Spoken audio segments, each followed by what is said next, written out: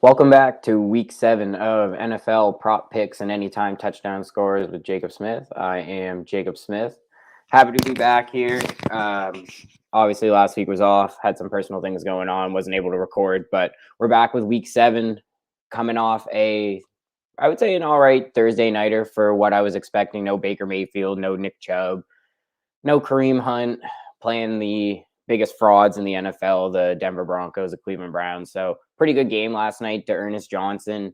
By the way, like what's going on in Cleveland? Like just the running backs there, man. They have 3 running backs that look really good. Like the Ernest Johnson looked like a hard runner. He made cuts.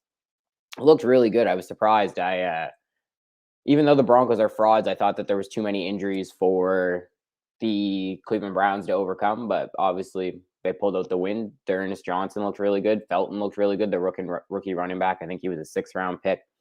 But yeah, Cleveland's just still trucking along, and they look like they got 4 running backs now who are, pretty good. But let's just dive into it right away. We'll actually give a shout out quickly to SportsInteraction .com. We still have our free deposit bonus going on up to $100. You get 125% bonus money. So deposit $100, you get $125 in free bets. Really good deal. Really good book. Canadian book, easy to use. All these player props are up there. All these picks are up there. So go check them out. Again, it's free money. There's no reason to not sign up, especially if you're somebody who likes to do the online gambling. I'm not much of a pro line better anymore. So this is a really good introduction into the online gambling world, and also really good for those veteran bettors who know what they're looking for, know the markets, and just take advantage of it. You might as well get that free money. But jumping into our first pick here, we are going with Cordero Patterson of the Atlanta Falcons, over 40.5 receiving yards. They're at Miami. It's coming in minus 110 to minus 125. I think this is a pretty safe bet. A lot of books are coming in at like 38.5, 39.5. I haven't really seen anything at 40.5, but I put the line there for this video just because I know that it's probably going to move by the time Sunday rolls around, when most people are usually getting these player prop bets in. So I just wanted to put that up there at 40.5, but let you guys know that it might also come in a little bit lower than that, depending on where you're betting. But I feel like this is a really safe play this week. He hasn't had a week since week 1 where he's had under 40.5 receiving yards. First week, he didn't see very much of the field.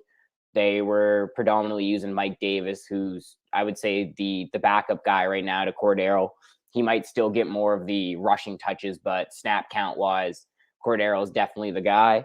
I feel like he's Atlanta's second best option. It's really hard to argue that. I think he's outperformed Kyle Pitts tenfold. Calvin Ridley's been in and out, but he's still a stud. We still know what he can do, and I would still say he's Matt Ryan's number 1 guy.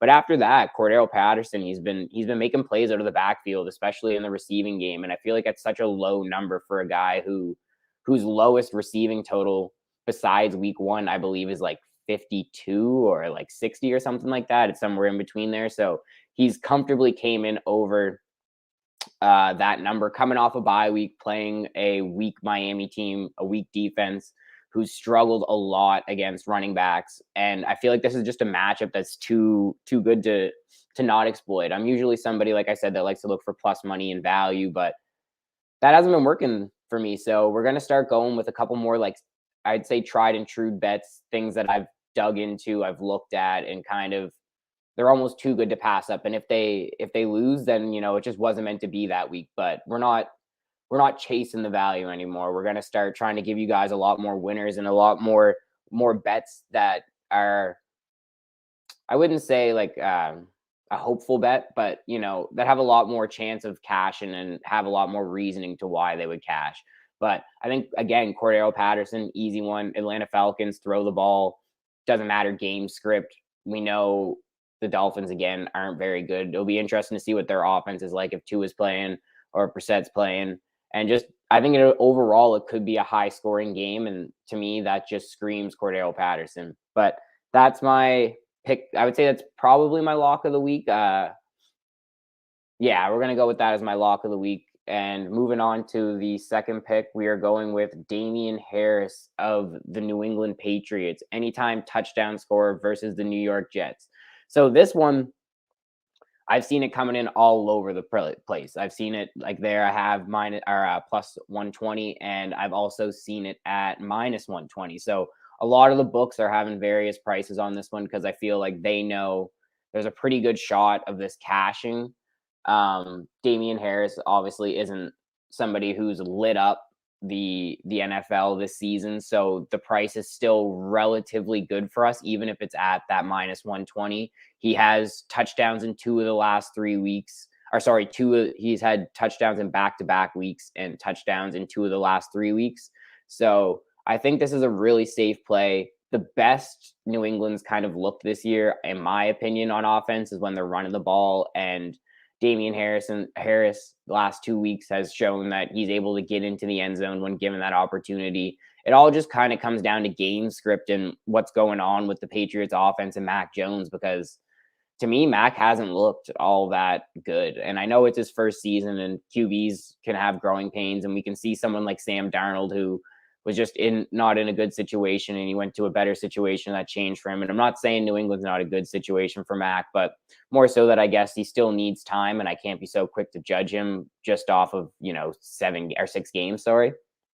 But I think the biggest key for New England to win games is ball possession, time of possession, and make sure you're feeding your guy. I feel like Damian Harris is the best playmaker on New England. I feel like he has the most explosive play potential. And if New England's down in the red zone, I can't see them not giving the ball to him right now. They've done it the last couple weeks, and that just gives me a lot of confidence this week picking Damian Harrison against the worst, and I repeat, the worst rush defense in the NFL, the New York Jets. The New York Jets have been abysmal this season. Obviously, they're going through a rebuild. There's a lot of things going on there. But again, this is just another pick that I feel like it doesn't matter if it's plus 120 or minus 120. It should cash, and I don't want to jinx it. Knock on wood. I don't really have any wood to knock on, but yeah, I feel like, again, it's just too good of a value to pass up for what it's coming in at. Damian Harris plus 120, minus 120. You got to lock it in. This is between this and the Cordero Patterson pick. These were the toss up for the pick of the week. I feel like with Patterson, because he's cashed at such a high clip and that number's so low, that I have to go with the over 40.5 as the pick of the week. But this is equally right there. I feel like Damian Harris has excellent opportunity to cash this pick and win you guys some money. Yeah, and so on to the third one, and this is the one where I really like it, but some people might not, and that's Darren Waller over 5.5 receptions against my Philadelphia Eagles. That's coming in at minus 105 to minus 115. So I guess almost the crux of this situation is Darren Waller week 1 had 18 targets, I think, in like 10 receptions or 12 receptions or whatever it was. I can't remember exactly the number. But since then, he hasn't cashed this over 5.5 receptions. And for some people, that might be, a real, kind of, I don't know, I guess kind of like push you off of it and really not trust what's going on here. But the Philadelphia Eagles are not good at the linebacker position. They are not good at the slot corner position. And average tight ends this season have made us look, wouldn't say bad, but have definitely given themselves some stock. And I feel like Darren Waller is a top 2 tight end in the NFL. I think it's either him or, Travis Kelce. Sorry, I want to say George Kittle, but I feel like George kind of dropped off a little bit, and he's in that maybe like top 3 to 5. But Darren Waller is excellent value here. I feel like the over 5.5, it's gonna cash this week.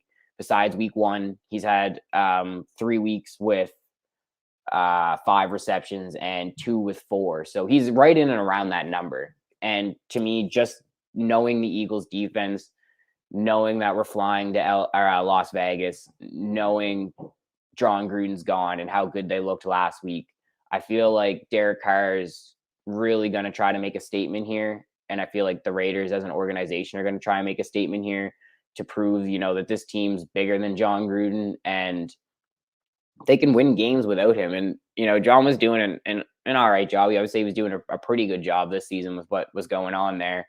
But again, back to Darren, I just feel like with such an elite talent, it's hard to kind of stay away from this, knowing the Eagles aren't very good at the linebacking position, aren't very good at the cornerback position. Besides Darius Slay Jr. And I know we're rated pretty high in pass defense, but that doesn't waver that like this pick for me. I know what happens when we come up against elite level talent. I know we held Travis Kelce, I think, to like four receptions for like 50 something yards, but Tyreek Hill had 11 receptions for like 100 and something yards. So the big guy is always going to eat against the Eagles. And for me, that's Darren Waller. They're going to look to target him, and they're going to look to target him often. They can't put Darius Slay on him, I don't think, because that just leaves guys like Brian Edwards and Henry Ruggs Jr. to just kind of burn the Eagles secondary. And Henry Ruggs Jr. could be, another decent shout if you wanted to go after some value. But to me, I just feel like Darren Waller over 5.5 receptions is a really, really good bet. And it kind of goes against the trend of where he's been at, but I feel like he's been right in and around that number. And this is just a matchup that we're going to see him kind of get over that hump. And maybe we'll see him have, 7-8 receptions and cash this bet for us. But just before I get out of here, I want to give you guys, I guess, one that I liked, but I didn't put in just because there wasn't like a solid enough number coming in that I was looking around to kind of put it on here. But Sam Darnold's completions, they're playing the New York Giants this week. The New York Giants have been okay defensively, but the number's been coming in at like some places have been like 21 and a half, 18 and a half. And then I've seen some places where it's like, 23 and a half, 24 and a half. I feel like all of those numbers could be in play. And it's definitely a very, very, very good value play. I've seen it coming in at plus money. And I know that Sam Darnold has cashed, I think, every week but 2 weeks on those over completions, at least to, I think, like 22 and a half or 23 and a half. So another bet there for you guys. I didn't really want to kind of throw it in there. I feel like, again, 3 is a good number to give you guys. It makes me more sure of my bet, so I'm not like kind of like scrambling around looking for like 4 or 5 to give you guys. But these are my 3 best bets of the week. I'm Jacob Smith. This is Jacob Smith's prop picks and anytime touchdown scores. Make sure again to check out SportsInteraction / Mayflower Sports for that free deposit bonus. $100 gets you $125 in free bets. It's free money. You could take that free money, bet on these picks. If we win, that's even more free money. If you lose, hey, wasn't your money. So it's a win-win. Make sure you go check them out. Make sure to tune in next week for week 8. I promise I will be back next week. These are going to be more consistent. We're not going to be taking breaks anymore. So again, just thanks for tuning in. I hope these bets cash for you, and I hope you tail. Have a good week 7, and I'm out. Peace.